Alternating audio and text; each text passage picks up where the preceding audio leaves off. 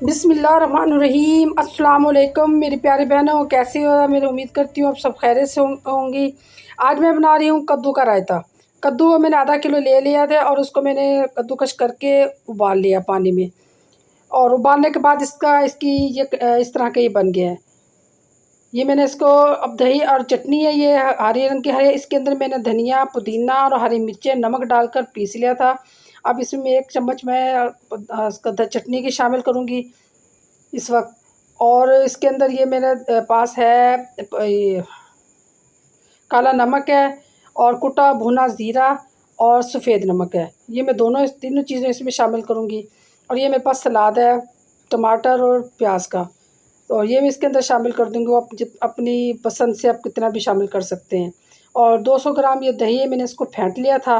फेंटने के बाद ये मैंने इसमें शामिल कर रही हूँ। आप ज़्यादा भी इसमें डाल सकते हैं। ये रायता एक दफ़ा ज़रूर बनाएं। ब्लड प्रेशर जिनको मसला है या ठंडा है, बहुत फ़ायदेमंद है। या एक दफ़ा आप ज़रूर बनाएं, खाने के साथ इसमें शामिल करें। और आपको मेरी वीडियो कैसी लगी? मेरे चैनल को सब्सक्राइब करें, लाइक करें, शेयर करें और आप अपनी राय दें।